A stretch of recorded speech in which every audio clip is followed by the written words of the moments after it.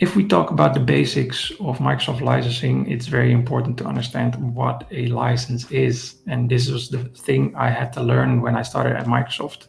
So what exactly is a license? Very simple. It's the right to use the software and or the service that you are purchasing. And counts in general for any type of a piece of software or a cloud service, for instance, that you want to buy, not just specifically towards Microsoft. Software is intellectual property that a company has created, and they are using the model of a license to provide you as the end user of that piece of intellectual property the right to use the software and or cloud service and define conditions of use within the terms and conditions of that license. So it's not something tangible and that you can hold, but it's something that you buy that gives you a certain right